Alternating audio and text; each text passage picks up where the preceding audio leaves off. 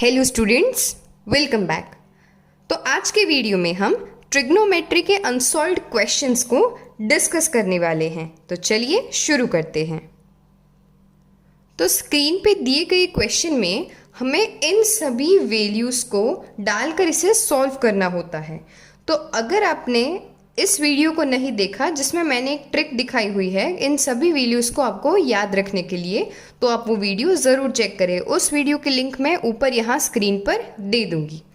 तो चलिए इस क्वेश्चन में सभी वैल्यूज़ को हम डाल देते हैं और देखते हैं क्या होता है। तो cos 45 डिग्री उसका वैल्यू जो है वो होती है 1/√2। फिर sec 30 डिग्री तो उसकी वैल्यू होती है 2/√3 प्लस कोसेक 30 डिग्री तो कोसेक 30 डिग्री की वैल्यू है 2। तो अब हमें इसे फर्दर सॉल्व करना है।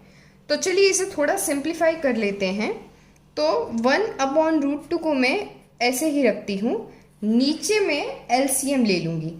तो 2 प्लस 2√3/√3।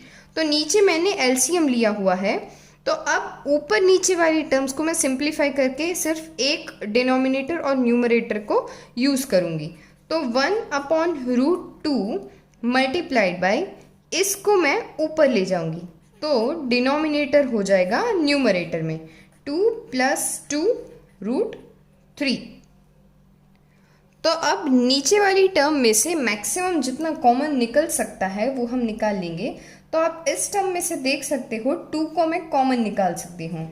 तो ऊपर √3 तो 2 बाहर निकाल लूँगी, तो 2√2 तो ब्रैकेट में रह जाएगा 1 प्लस √3।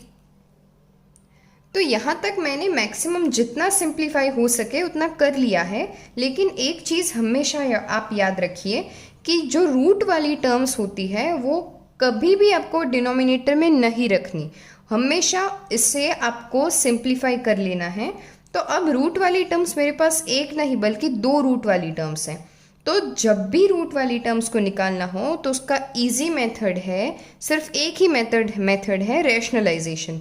तो रैशनलाइजेशन में आपको क्या करना है, जो भी आपका a प्लस बी या a माइनस बी वाला फॉर्म हो उसका ओपोजिट वाला टर्म यूज़ करना है। यानी यहाँ मेरे पास 1 प्लस √3 है तो मैं मल्टीप्लाई करूँगी ऊपर नीचे 1 माइनस √3 या तो √3 माइनस 1 से मैं मल्टीप्लाई कर लूँगी। देखिए सबसे पहले ये टर्म को मैंने जैसी थी वैसी ही रखी है। तो √3 प्लस 1 तो इसका रैशनलाइजेशन करके मैं ऊपर नीचे √3 माइनस 1 को मल्टीप्लाई और डिवाइड कर लूँगी।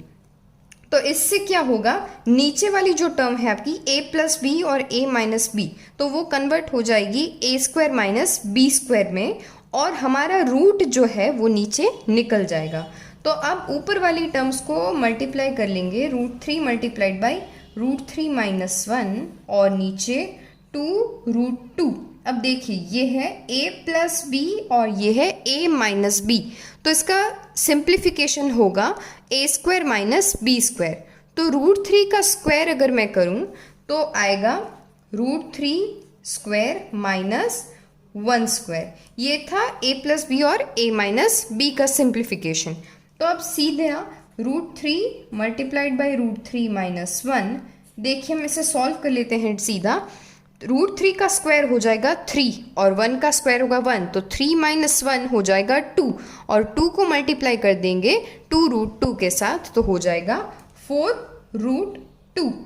तो जैसा मैंने अभी कहा कि नीचे डिनोमिनेटर में आपके पास कोई भी रूट वाली टर्म नहीं होनी चाहिए, लेकिन एक टर्म तो निकल गई, एक और टर्म हमारे पास है। तो अब ये a प्लस बी फॉर्म में नहीं है तो इसका रैशनलाइजेशन हम इस तरह नहीं कर सकते, लेकिन √2 को निकालने के लिए मैं क्या करूँगी, ऊपर नीचे √2 से मल्टीप्लाई करूँगी। तो √2 और √2 मल्टीप्लाई होकर हो जाएगा 2। तो यहाँ पर इसका आंसर होगा √3 इंटू √2 इंटू √3 माइनस 1। अब नीचे आप देख सकते हो 4 मल्टीप्लाइड बाई √2 मल्टीप्लाइड बाई √2 तो हो जाएगा 4 मल्टीप्लाइड बाई 2 होगा इसका आंसर 8। अब इसको आप सिंप्लीफाई करके इजीली लिख सकोगे।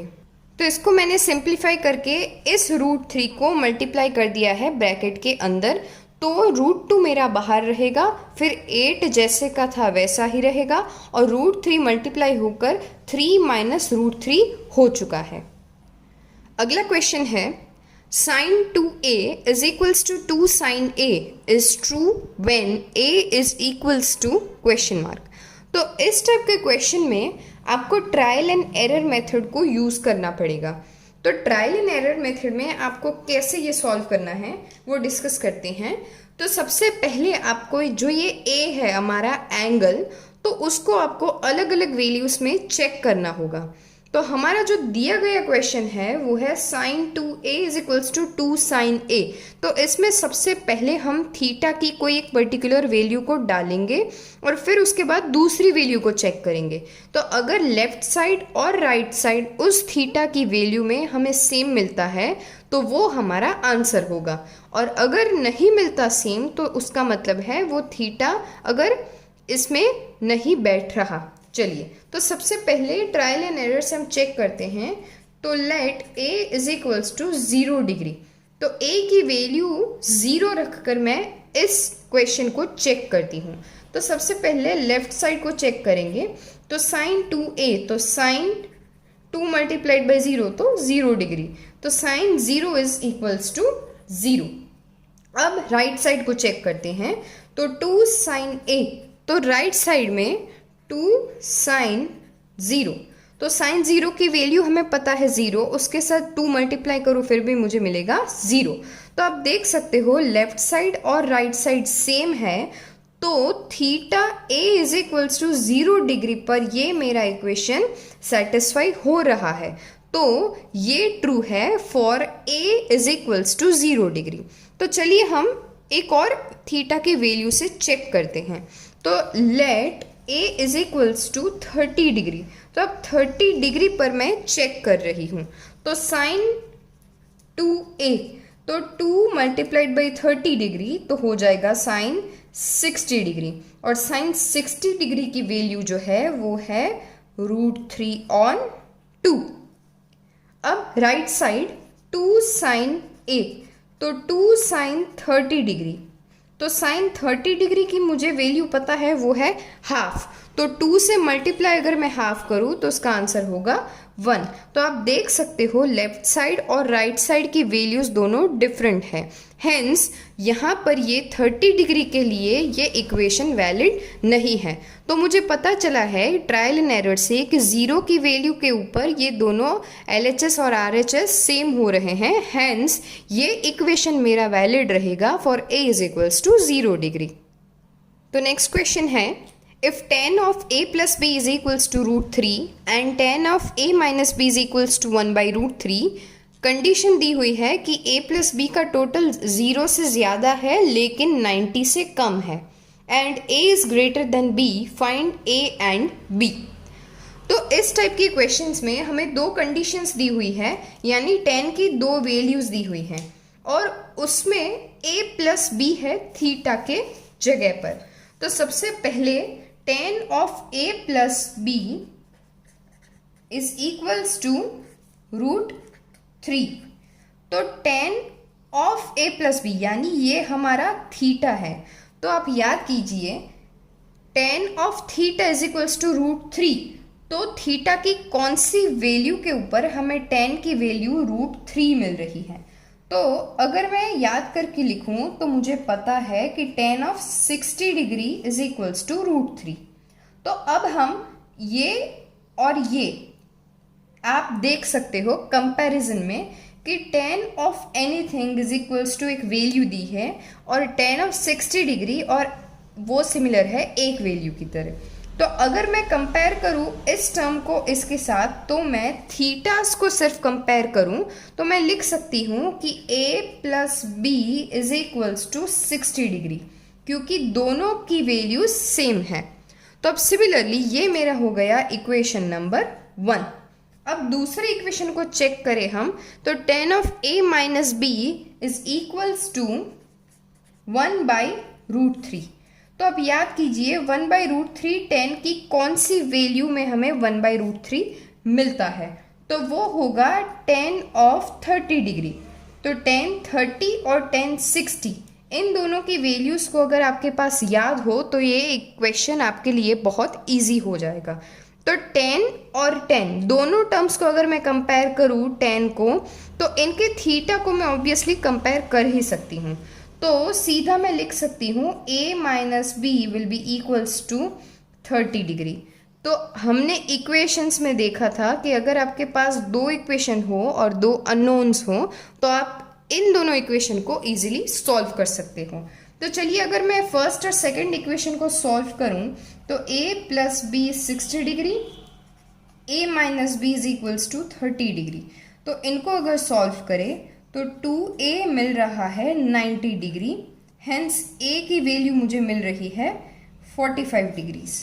तो a की वैल्यू मुझे पता है, तो कोई एक इक्वेशन में अगर इसकी a की वैल्यू डाल देंगे तो हमें मिल जाएगी b की वैल्यू।